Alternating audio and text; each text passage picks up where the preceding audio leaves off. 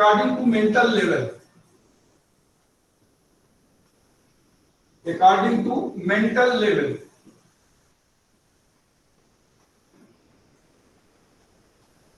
विद्यार्थियों के मानसिक स्तर के अनुसार हो। ये आपको पता होगा कि आपके क्लास के जो विद्यार्थी हैं उनका मेंटल लेवल क्या है, तो जो भी आप प्रश्न बनाएं वो आपके विद्यार्थियों के मानसिक स्तर के अनुरूप हो, विद्यार्थियों के मानसिक स्तर के अनुरूप हो, ऐसा आप प्रश्न बताएं, ऐसा आप प्रश्न बनाएं कि मानसिक स्तर के अनुरूप हो। और अभी जैसा मैंने उसमें बताया था, यहां पर भी प्रश्न जब आप बनाएं तो प्रश्न जो है थॉट प्रोवोकिंग,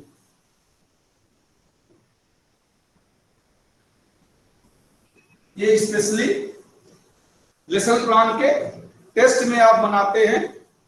थॉट प्रोवोकिंग यानी विचारों को द्वेलित करने वाला, विचारों को जगाने वाला प्रश्न भी कुछ होना चाहिए, एकदम सरल ही ना हो, कुछ कठिन भी हो, जो विचारों को द्वेलित करते हैं। क्यों? ये क्या करता है? थॉट प्रोवोकिंग टाइप जो प्रश्न होते हैं activate your mental power of thinking, आपके सोचने की शक्ति को ये जगाता है, सोचने की शक्ति को जगाता है। आप अपने माइंड के देखिए, माइंड एक ऐसी चीज है कि जिसका इसका आप जितना ज्यादा उपयोग करेंगे उतना ही ये बढ़ता है।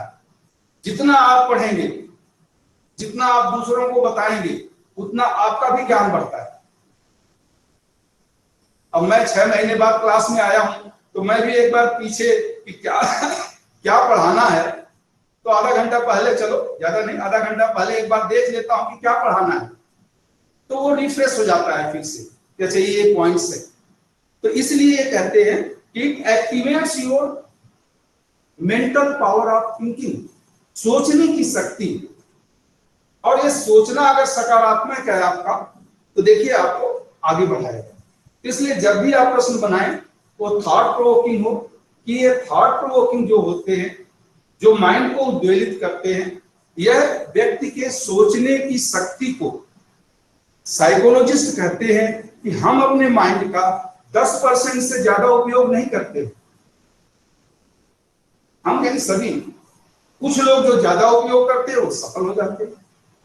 तो जितना ज्यादा से ज्यादा आप उपयोग करेंगे इसका, और तभी आप सोचेंगे जब कोई समस्या आएगी, जब कुछ आप करना चाहेंगे, जब कोई आपके सामने कोई बैरियर्स होगा कि मुझे पढ़ाना है, मुझे एग्जाम में पास होना है, मुझे कंपटीशन में पास होना है, मुझे ये टेस्ट देना है, मुझे टीचर बनना है, मुझे ये होना है, मुझे वो, मतलब कुछ ना कुछ करना चाहते हैं, तो थिंकिंग आपको जरूरी है, सोचना आपको जरूरी है। बिना सोचे कुछ नहीं होता है, सोच हमारी जरूरी है। और सोच ही आपके आत्मविश्वास को बढ़ाती है, एक ट्रस्ट को बढ़ाती है, विश्वास। कहते हैं ना कि मैं दिखता नहीं हूं लेकिन मैं तेरे आसपास हूं। क्या हूं मैं तो तेरा विश्वास हूं। विश्वास दिखता नहीं है लेकिन ये हमेशा आपके आसपास ही रहता है। विश्वास को कभी मत छोड़िए। तो 2 साथी जा रहे थे ना, तो वो कह दिया कि विश्वास को कभी मत छोड़िए। वो बगल में जो बैठा था उसका नाम विश्वास था, तो बोलता मैं तो आपको जानता ही नहीं, आप मुझको क्यों पकड़ रहे हो। तो वो विश्वास नहीं है। विश्वास हर आदमी के अंतर्मन की आस्था होता है। यह आपके अंतर्मन का आस्था है। आपका अपने पर कितना विश्वास है? क्या आपको अपने पर विश्वास है? आप खुद अपने अंतर्मन से पूछे, अंतर्मन आपको जवाब देगा। अंतर्मन की आस्था ही आपका विश्वास होता है। और विश्वास बहुत जरूरी है, जो दिखाई नहीं देता है लेकिन हमेशा आपके साथ ही रहता है। और ये आता कैसे है? कर्म के द्वारा। कर्म आप करें तो कर्म के द्वारा आता है। कर्म आप करिए, चाहे जो भी है, कर्म करते रहिए, करते रहिए। 1 बार 2 बार 4 बार असफल होंगे, सफलता तो एक दिन मिलेगी, लेकिन कर्म तो कर रहे हैं। कहेंगे अरे जो ईश्वर चाहता है वही होता है, और वो है ना कहावत कि समय से पहले और भाग्य से ज्यादा। ये सब आपके माइंड्स को लिमिट कर देते हैं, आपके सोचने की शक्ति को, आपकी क्षमता को, आपकी योग्यता को ये लिमिट करते हैं। मैं इसको नहीं मानता, मैं इसको नहीं मानता कि भाग्य से पहले, भाग्य से ज्यादा और समय से पहले कुछ नहीं मिलता है। क्यों नहीं मिलता है भाई? आपने कोशिश किया? जिसको मिला उससे पूछिए कि क्या वो सोता रहा?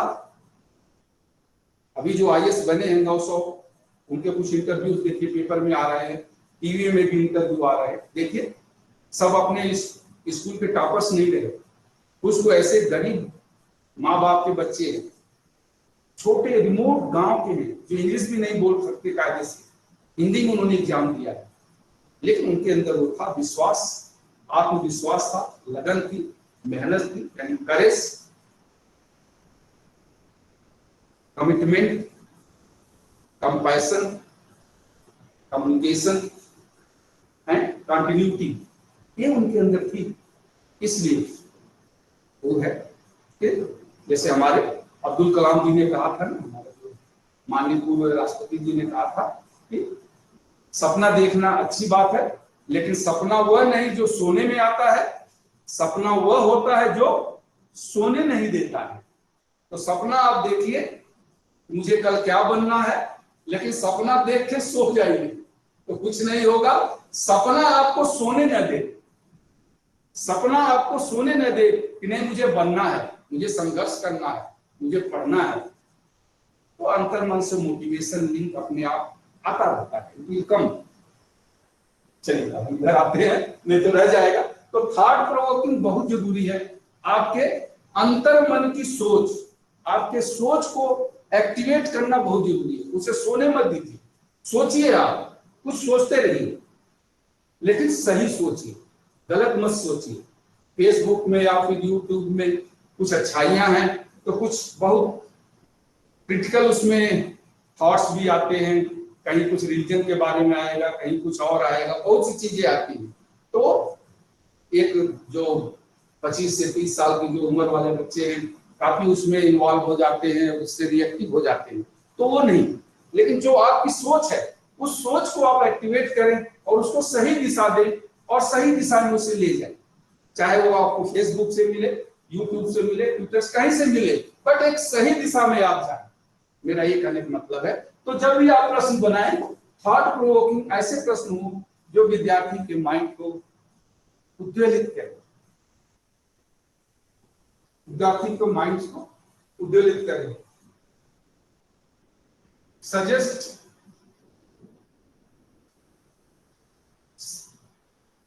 oh sorry, do not suggest the answer।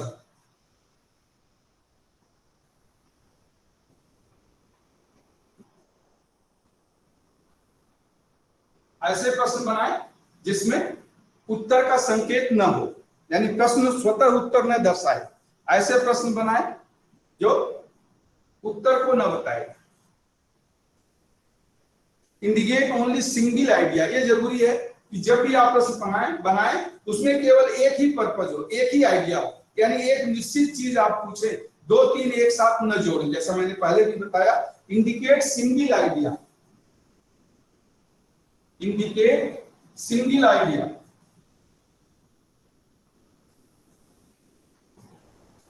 Indicate single idea.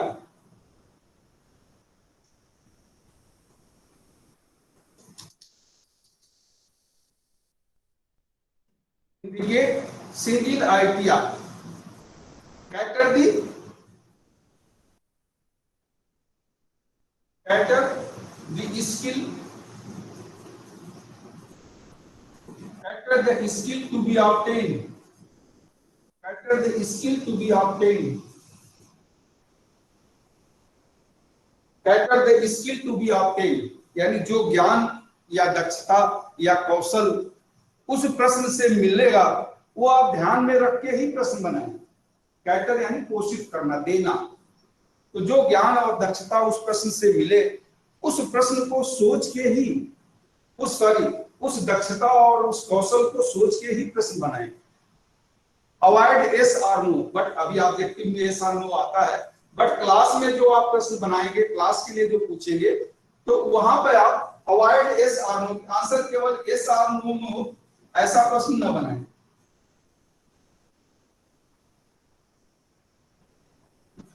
ऐसा प्रश्न केवल जिसका उत्तर यस और नो में हो, खैर ऑब्जेक्टिव जो होते हैं उसमें होता है, हो सकता है आपके एग्जाम में भी एक दो ऐसे हों, बट जो क्लास के लिए आप प्रश्न बनाते हैं जहां आप स्किल और नॉलेज का टेस्ट करना चाहते हैं, तो वहां के लिए आप ये जरूर सुनिश्चित कर लें कि वहां यस और नो टाइप के प्रश्न नहीं होने चाहिए। तो प्रश्न बनाते समय ये आपको ध्यान रखना होगा कि प्रश्न आपका संक्षिप्त हो, कम से कम हो, भी जितना संक्षिप्त हो सके, ऑब्जेक्टिव जो आपका है उससे संबंधित हो, और एक आइडिया उससे मिले, थॉट प्रोवोकिंग हो, विचारों को उद्वेलित करे, यस और नो टाइप के अवॉइड करें। आप कुछ बताना हो उसको, कुछ पढ़ना हो, कुछ बताना हो, ये सब आप जरूर ध्यान में रखें। तो प्रश्न बनाते समय ये 5, 7, 10 पॉइंट्स हैं जिसको हमें ध्यान रखना होगा। ये पॉइंट्स आपको मिल भी जाएगा, ऐसा नहीं है कि नहीं मिलेगा। यहीं पर एक पीडीएफ की जो बुक है, काफी लोगों के पास है, पुराना मेरा जो क्लास है उसी पीडीएफ की बुक में यहाँ है, एटीआई में पीडीएफ का एक बुक है, तो उससे आपको मिल जाएगा, उससे आप देख सकते हैं। अब जो मैं बता रहा था step of asking the question, पहले भी मैंने बताया है आपको, फिर से एक बार आज बता देता हूं। Step of asking the question,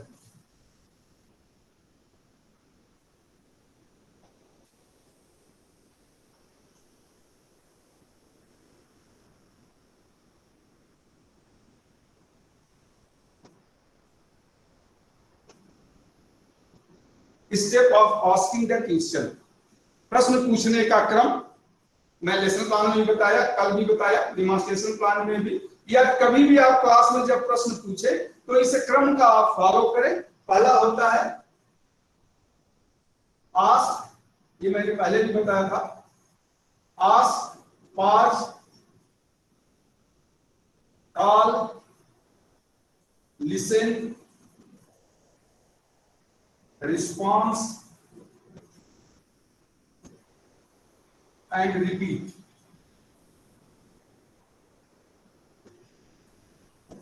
ये आपका क्लास के लिए भी, ये टीचर के लिए भी बहुत इंपॉर्टेंट है, और एग्जाम में भी अक्सर इससे एक दो मैं देख रहा हूं रिटन में भी आ ही जाता है। प्रश्न पूछने का क्रम या प्रश्न पूछने का तरीका या प्रॉपर तरह से प्रश्न कैसे पूछते हैं, किसी भी रूप में आ सकता है। तो इसके 6 स्टेप्स हैं। शुरू होता है आस्क, आस्क यानी पूछना, pause, PAUSE, pause, pause means रुकना, कुछ समय के लिए 1-2 सेकंड के लिए रुकना। देन कॉल, बुलाना। देन लिसन, LISTEN, लिसन यानी सुनना, जब वो उत्तर दे रहे हैं तो आप सुनिए। रिस्पांस, प्रतिक्रिया देना, और लास्ट है रिपीट, पुनरावृत्ति करना। तो आस्क का मतलब होता है कि आप प्रश्न संपूर्ण क्लास से पूछे, ask the question to the entire class, पूरे प्रश्न से आप पूछे।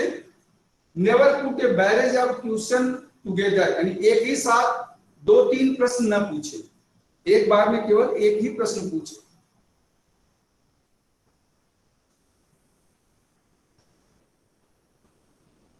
So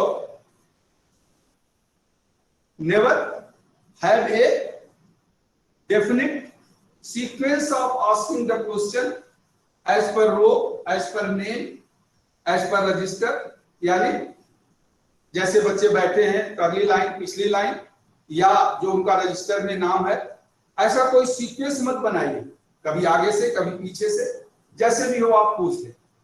तो पूरे क्लास से आप प्रश्न पूछें, एक ही साथ ज्यादा प्रश्न न पूछे, प्रश्न पूछने का कोई सीक्वेंस न बनाए।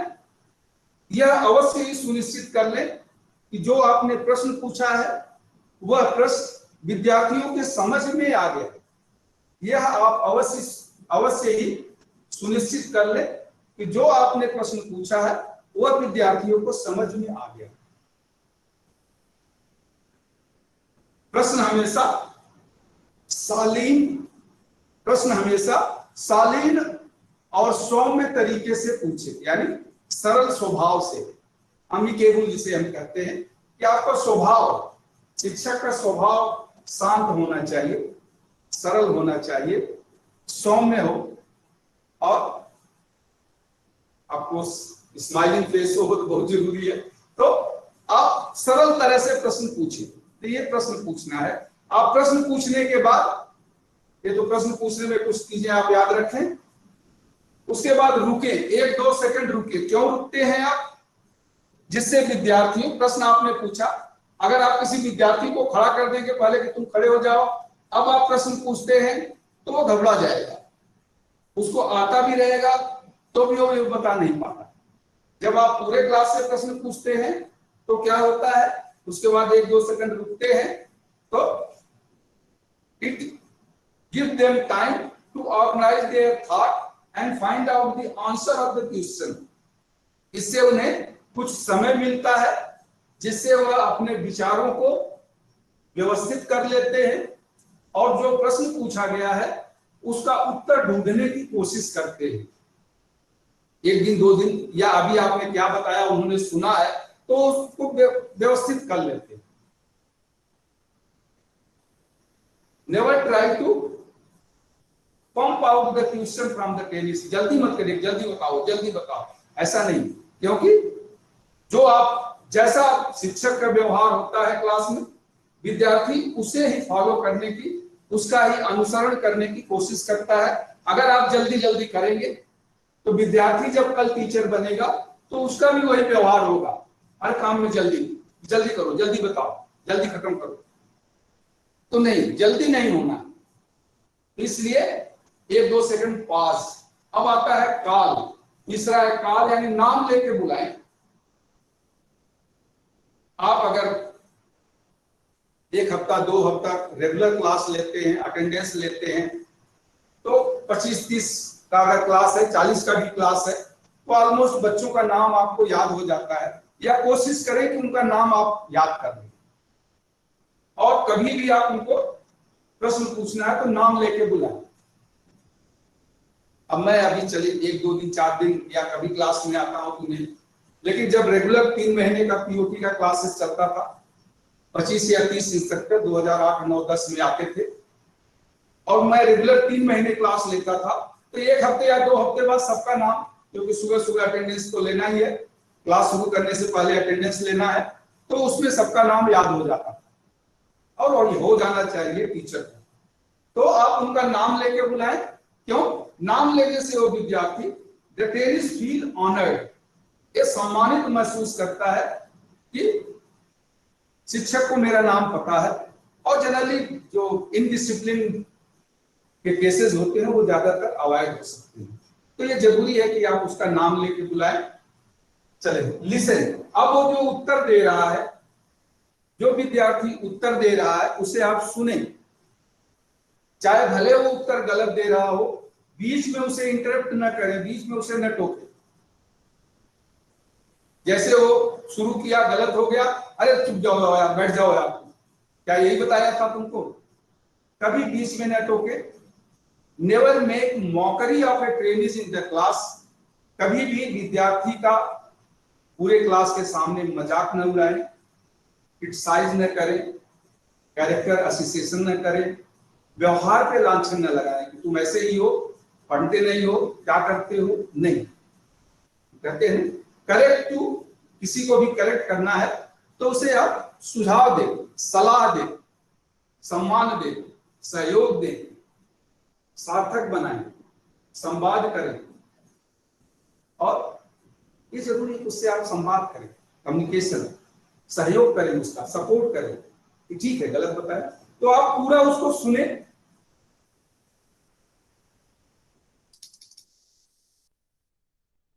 पूरा सुनने के बाद उसका मजाक न उड़ाए, उसने गलत दिया है तो उसको रिपीट न करें। अच्छा मैंने यही बताया था, अच्छा आपने जो बताया है इस प्रश्न का यही उत्तर है, जो उसने गलत उत्तर दिया उसे आप रिपीट करेंगे क्लास के सामने, नहीं।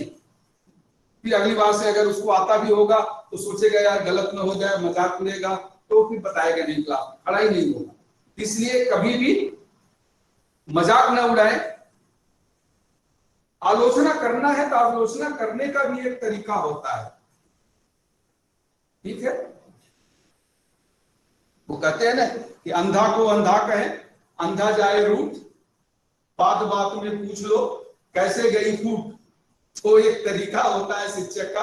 किसी अंधे को आप सीधा अंधा कह दोगे तो वह नाराज हो जाएगा।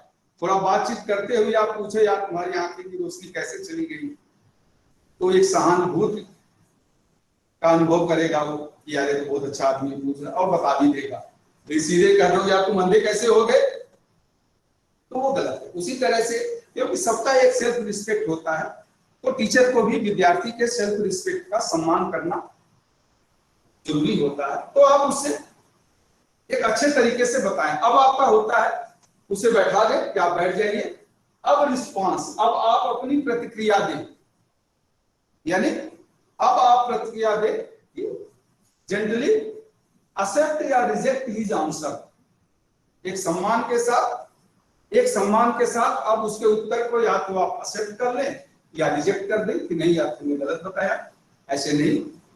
और अगर उसने गलत बताया तो रिपीट करें, रिपीट यानी अब आप बता दें कि उसने क्या गलत बताया। नहीं आपने गलत बताया, बैठ जाइए, ध्यान से सुनिए, अब मैं बता रहा हूं तो अब आप बता दें। तो ये तरीका होता है प्रश्न पूछने का कक्षा में। और हमेशा कोशिश करें कि हमेशा कोशिश करें कि आप इस क्रम को फॉलो करें, ठीक है। स्पेशली ये क्रम नहीं होता है, बट ये तो जरूर होता है कि आप पहले प्रश्न पूछिए, फिर किसी को बोलिए यार बताओ, गलत बता रहा, बैठ जाओ यार मैं बता देता हूं आपने गलत बताया। तीन क्रम में भी आप पढ़ाते समय कर सकते हैं। लेकिन जो एक्चुअल और आइडियल आइडियल कंडीशन में यहां बताता हूं कि जो होना चाहिए, और आप क्लास लेते समय कैसे उसको डेविएट करते हैं और क्या करते हैं वो आपके ऊपर डिपेंड करता है। चलिए अब मैं आता हूं रीजन फॉर रॉन्ग आंसर, कि विद्यार्थी उत्तर गलत क्यों देता है। रीजन फॉर रॉन्ग आंसर,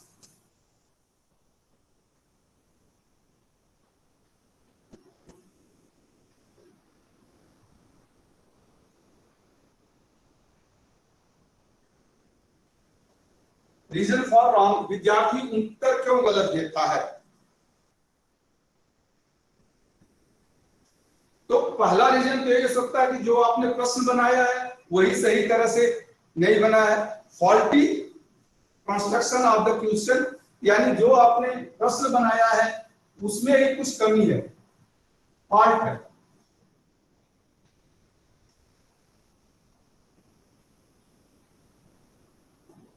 यानी रॉन्ग क्वेश्चन, जो आपने प्रश्न बनाया वो सही तरह से नहीं है, गलत प्रश्न बना, इसके कारण उत्तर गलत होगा। दूसरा, doubts in the mind of the trainees, doubts in mind of trainees,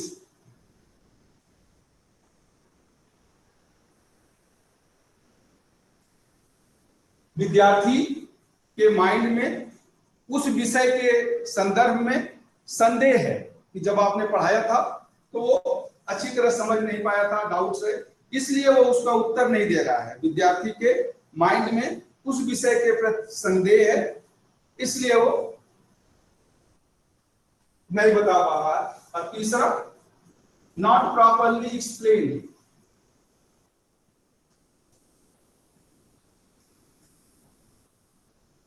यानी शिक्षक ने अच्छी तरह उस लेसन को नहीं पढ़ाया, नॉट प्रॉपरली एक्सप्लेन, अच्छी तरह व्याख्या नहीं किया, इसलिए उसके माइंड में डाउट है, इसलिए उसके माइंड में डाउट है। और वो या क्वेश्चन नॉट अंडरस्टूड, विद्यार्थी ने वो प्रश्न समझा नहीं, विद्यार्थी ने वह प्रश्न समझा नहीं। लैक ऑफ क्लैरिटी, विद्यार्थी के माइंड में उस विषय के संदर्भ में अभी भी संदेह, यानी उसको अच्छी तरह वो समझ नहीं पाया, जो आपने पढ़ाया था वो समझ नहीं पाया। आपने तो अच्छी तरह हो सकता पढ़ा दिया हो, बट विद्यार्थी उसे समझ नहीं पाया। क्वेश्चन इज लेंथी, आपका प्रश्न बहुत बड़ा है।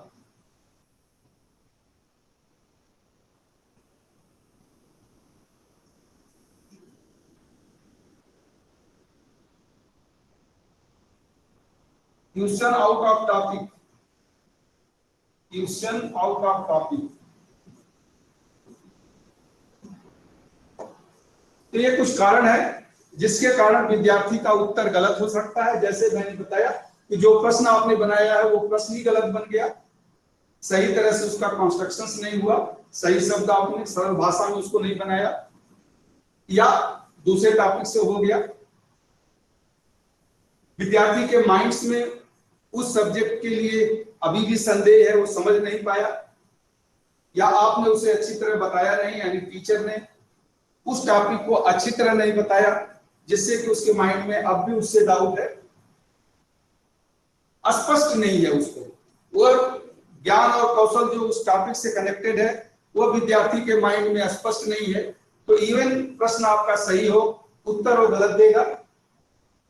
प्रश्न आपका बहुत बड़ा है, एक ही प्रश्न में 2-3 प्रश्न मिले हुए हैं, जिससे कि प्रश्नों का उत्तर सही तरह से विद्यार्थी देने में सक्षम नहीं हो सकता है, और प्रश्न ही उस टॉपिक से नहीं है जिसको आप पढ़ाए थे, बल्कि आपने दूसरे टॉपिक से प्रश्न पूछ दिया। तो ये कुछ होते हैं जिससे गलत प्रश्न, विद्यार्थी का उत्तर गलत होता है।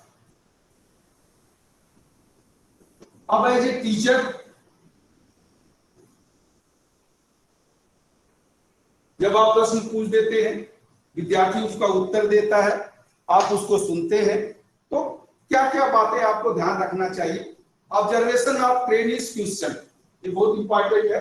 एक जनरली होता है कि आप क्या देख रहे हैं, observation of trainees answer, observation of trainees answer.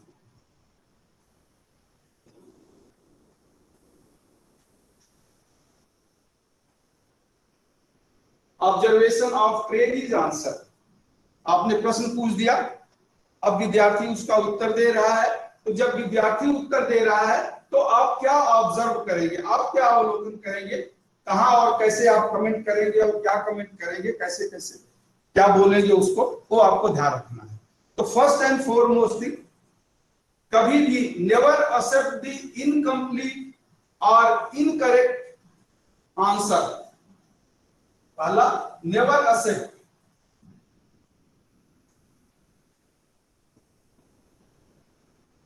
Never accept incomplete और रॉन्ग आंसर, कभी भी अधूरा या गलत उत्तर स्वीकार न करिए।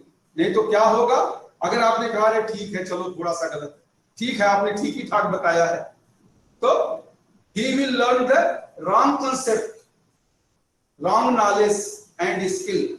अगर आपने स्वीकार कर दिया कि नहीं आपका उत्तर सही है, तो विद्यार्थी को गलत तथ्य, गलत ज्ञान और गलत कौशल मिलेगा।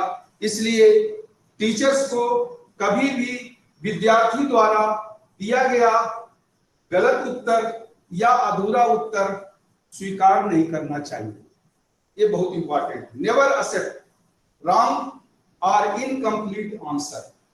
दूसरा, ऑलवेज एक्सेप्ट कंप्लीट आंसर, ये उसी का दूसरा पार्ट है। ऑलवेज एक्सेप्ट कंप्लीट आंसर, यानी पूरा जो आपने प्रश्न पूछा है, इस प्रश्न का पूरा उत्तर क्या होगा, वो पूरा उत्तर आप एक्सेप्ट करें, ये इसका पूरा उत्तर है।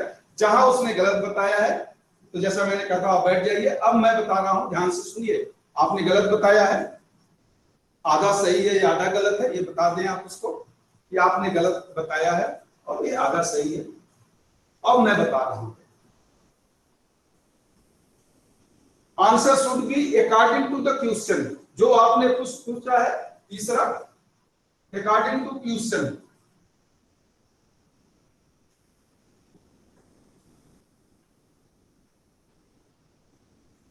क्योंकि अभी आप भी विद्यार्थी, आपको भी पता है, कहते हैं तो बीटिंग अराउंड द बुश। कुछ विद्यार्थी ऐसे होते हैं, वो कहेंगे कि वो ये नहीं कहेंगे कि मुझे इसका आंसर नहीं आ रहा है, वो कुछ बताना शुरू कर देंगे। जो आप पूछ रहे हैं वो नहीं होगा, लेकिन उससे आसपास, बीटिंग अराउंड द बुश, उसके आसपास कुछ और कहानी बताना शुरू कर देंगे, तो उसको आप एक्सेप्ट न करें। अकॉर्डिंग टू द क्वेश्चन, उनका जो प्रश्न का उत्तर है, answer should be according to the question, answer should be according to the question. हमेशा विद्यार्थी जो मैंने आप वहीं पर उनको रोके गए, ये मैंने नहीं पूछा था आपसे, नहीं आ रहा है तो बोल दो आप नहीं आ रहा है, लेकिन आप इधर उधर की बातें मत करो, आप उन्हें जेंटली रोके, क्रिटिसाइज नहीं करें, गुस्सा ना हो। तो हमेशा जो भी मैंने प्रश्न पूछा है उस प्रश्न के अनुसार ही आपका उत्तर होना चाहिए। अलाउ सफिशिएंट टाइम,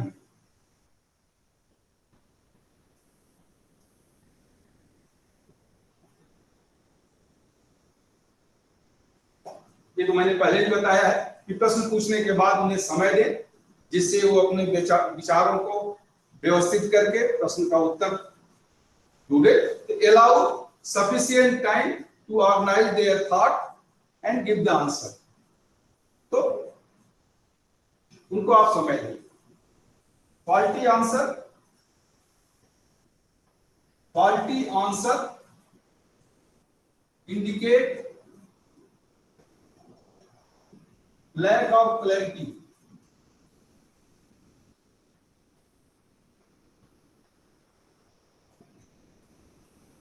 बोर्ड पर न दिखाई दे रहा हो तो जो मैं बोल दे रहा हूं वो हिंदी में भी बोल रहा हूं, तो हिंदी या इंग्लिश जिसमें भी आप चाहें लिख सकते हैं, क्योंकि पॉइंट बड़े इंपॉर्टेंट है।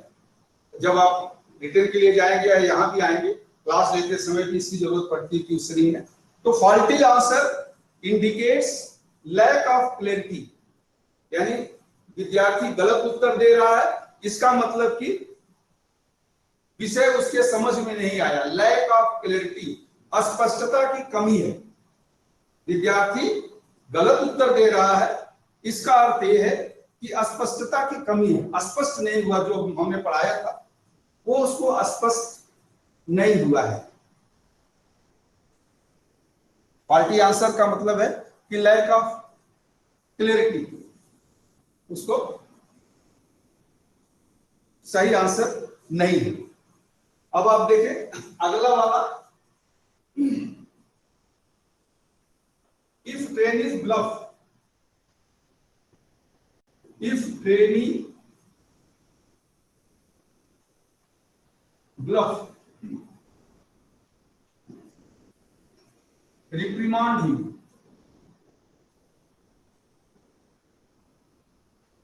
reprimand him gently. If trainees bluff, reprimand him gently. अगर आपको लगता है कि ये जानबूझ के झूठ बोल रहा है या जानबूझ के मूर्ख बनाने की कोशिश कर रहा है, तो आप उसे जेंटली यानी प्यार से उसे समझा दें, प्यार से चेतावनी दें कि गलत बात है। आप शिक्षक को मूर्ख न समझें कि शिक्षक को कुछ नहीं आता है, जो आप बताओगे सब वो एक्सेप्ट कर लेगा, ऐसा नहीं है, ऐसा आप मत करें। आप जानबूझ के गलत उत्तर दे रहे हो या जानबूझ के ब्लफ कर रहे हो। So if a train is bluff, reprimand him gently, यानी प्यार से उसे समझा दें कि ये गलत है, ऐसा मत किया करें। तो ये जरूरी होता है, ये बताना होता है आपको। And never punish, never punish A trainees for wrong answer, never punish a trainees for wrong answer.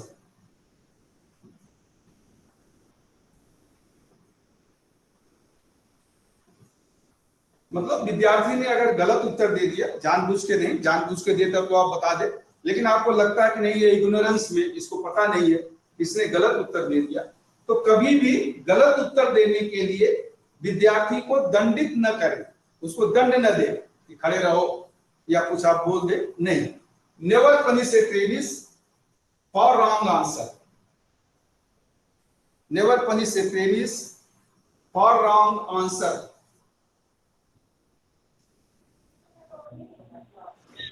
पूछ के नहीं, जानबूझ के अगर ऐसा कर रहा है तब उसे आप चेतावनी दें, लेकिन आपको लगता है कि नहीं इसको उत्तर ही नहीं आता है इसलिए गलत उत्तर दे दिया, तो आप उसे पनिश न दे, पनिश न करें। हाँ, आप कह दे कि आपको उत्तर गलत है, बैठ जाइए, मैं आपको सही उत्तर बता देता हूं।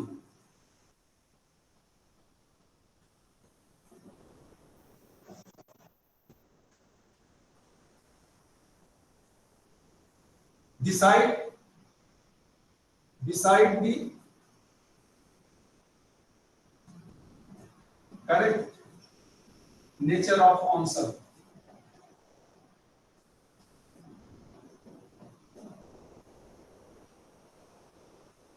यानी सही आंसर क्या होगा यह आपको निश्चित करना होता है कि भाई इस प्रश्न का सही उत्तर ये है। विद्यार्थी पूछ भी सकता है कि क्या मेरा उत्तर सही है या गलत है, तो आप बता दें कि नहीं आपका उत्तर थोड़ा सा गलत था, जिसको कि मैं सही कर रहा हूं। आपका उत्तर थोड़ा गलत था, उसको मैं सही कर रहा हूं। तो डिसाइड का करेक्ट आंसर, जो सही उत्तर है उसको आप डिसाइड कर लीजिए कि सही उत्तर क्या है। Be fair and let them answer freely।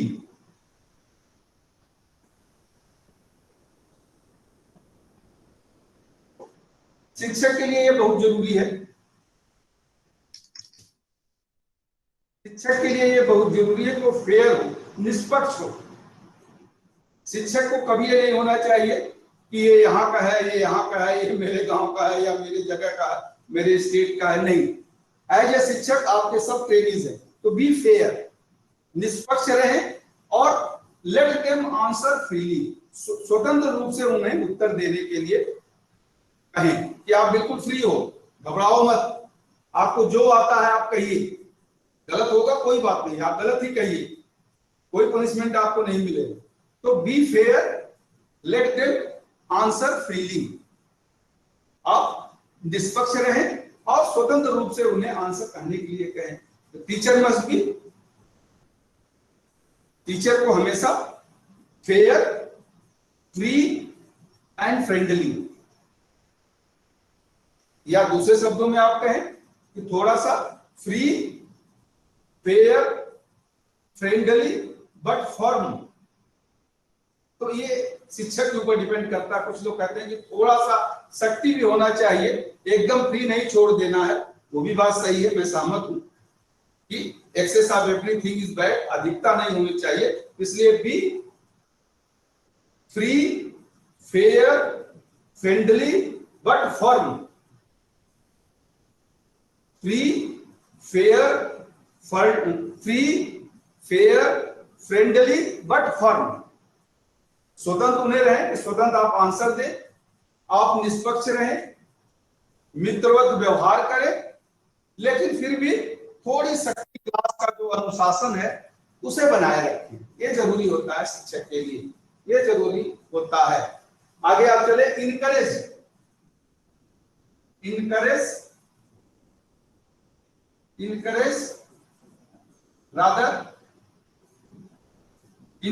instead of INSTED, instead of rejecting or dejecting,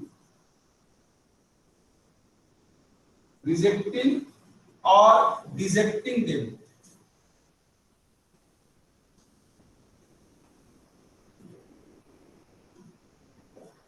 ये भी पॉइंट बहुत अच्छा है टीचर के लिए। इनकरेज इंस्टेड ऑफ रिजेक्टिंग और dejecting them, encourage instead of rejecting और dejecting them. Encourage means inspire करना, यानी उन्हें प्रोत्साहित करना, रिजेक्ट तिरस्कृत करना, डिजेक्ट अपमान करना, यानी विद्यार्थियों का कभी भी तिरस्कार या अपमान न करें, हमेशा उन्हें प्रोत्साहित करें। कोई उद्दंड विद्यार्थी भी है तो उन्हें अगर चेतावनी भी देना है तो प्यार से, कभी भी किसी का तिरस्कार न करें। तो जब भी वो प्रश्न आपने पूछा वो उत्तर दे रहा है, आपको गुस्सा आ गया कि बार बार बताने के बाद भी गलत उत्तर दे रहा है, तब भी आप विद्यार्थी का तिरस्कार न करें और उसको अपमानित न करें, उसे प्रोत्साहित करने की कोशिश करें, प्रोत्साहन हमेशा दें।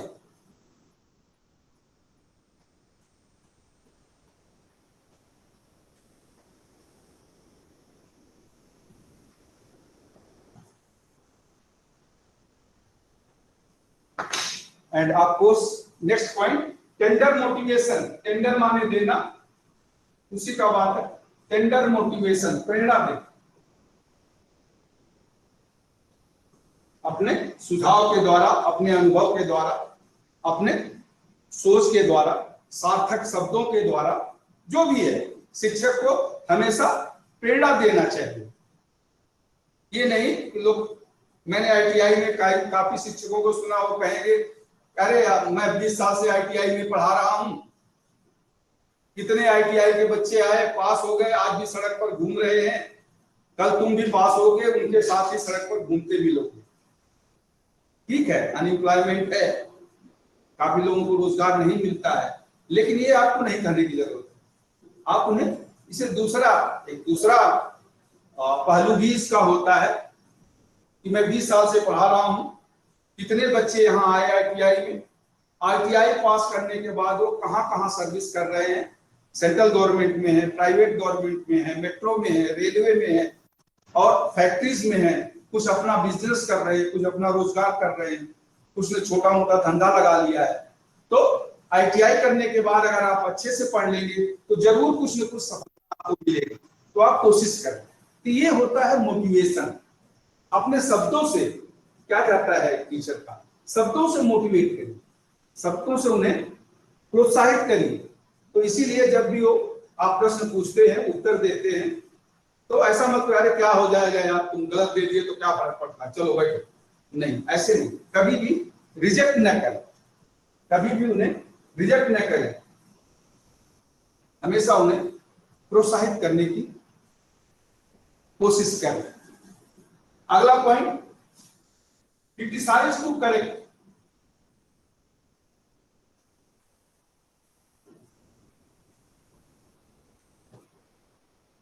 ये बहुत इंपॉर्टेंट है शिक्षक के लिए। क्रिटिसाइज टू करेक्ट, आप किसी की आलोचना क्यों कर रहे हैं? जनरली हम अपने दोस्तों की भी आलोचना क्यों करते हैं? हमें आनंद मिलता है, चार दोस्त मिलके एक को खिंचाई शुरू कर देंगे, क्रिटिसाइज करना शुरू करेंगे और सब हंसेंगे।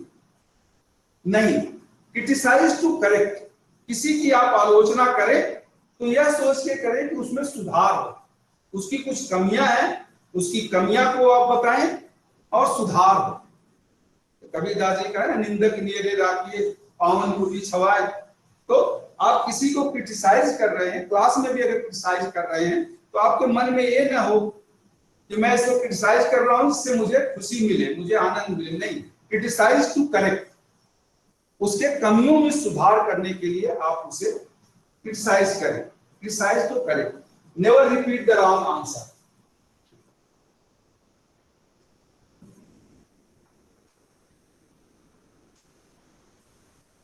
Never repeat wrong answer. विद्यार्थी द्वारा दिए गए गलत उत्तर को दोहराए नहीं। क्यों? It is a nervous and time consuming process. यह विद्यार्थी को नर्वस कर देता है, हतोत्साहित कर देता है और समय की बर्बादी होती है। इसलिए never repeat the wrong answer. हाँ, ये कह देंगे कि आपका उत्तर गलत है, आप बैठ जाएं, अब मैं सही उत्तर देता हूं। ठीक है, prevent few penis to answer.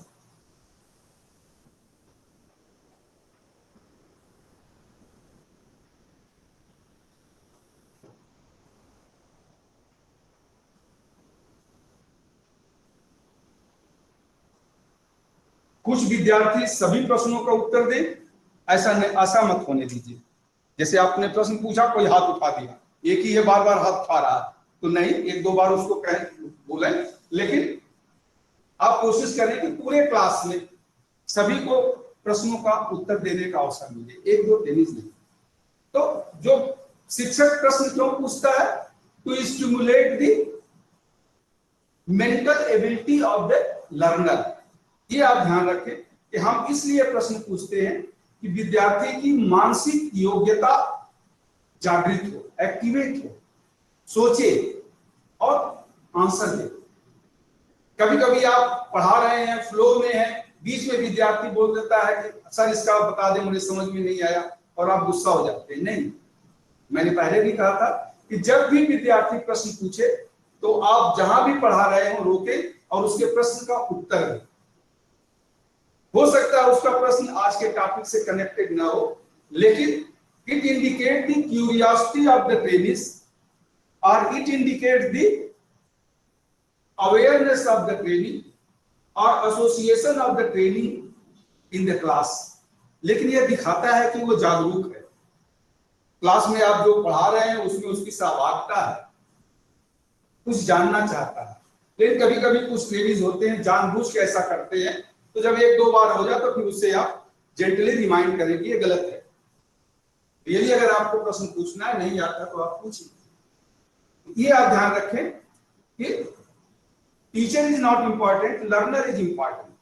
शिक्षक नहीं इंपॉर्टेंट है, विद्यार्थी इंपॉर्टेंट होता है। Teaching is not important, learning is important. आप कितना पढ़ा सकते हैं इसका महत्व नहीं है, विद्यार्थी कितना सीखता है उसका महत्व। ये ध्यान में आप रखिए हमेशा। Teaching no, learning is in the centre of teaching. सीखना शिक्षण का मध्य बिंदु है। हम इसलिए पढ़ाते हैं कि विद्यार्थी सीखे, इसलिए नहीं पढ़ाते हैं कि हम बहुत अच्छा पढ़ा सकते हैं, हमें बहुत अच्छा आता है, हमारा ज्ञान अच्छा है। वेरी गुड, हमारा ज्ञान अच्छा है तो हम विद्यार्थी को अच्छी तरह ज्ञान दें। कभी कभी आपको ऐसे भी प्रश्न विद्यार्थी पूछते हैं जिसका उत्तर आपको नहीं आता है। आफ्टर ऑल टीचर भी एक ह्यूमन बीइंग है, जरूरी नहीं कि वो सर्वज्ञाता नहीं है, सर्वव्यापी नहीं है, ईश्वर नहीं है कि वो सब कुछ जानेगा। कभी ऐसा हो सकता है कि कुछ विद्यार्थी ने ऐसा पूछ दिया, हो सकता हो पीछे का हो या आगे का हो, कोई बात नहीं, जो आपको नहीं आता है तो वहां आप झूठ मत बोलिए, कुछ बताने की कोशिश मत करिए, उसे आप एडमिट करें कि जो आपने पूछा है इसका करेक्ट आंसर अभी मैं नहीं बता पाऊंगा, मैं आपको कल बताऊंगा।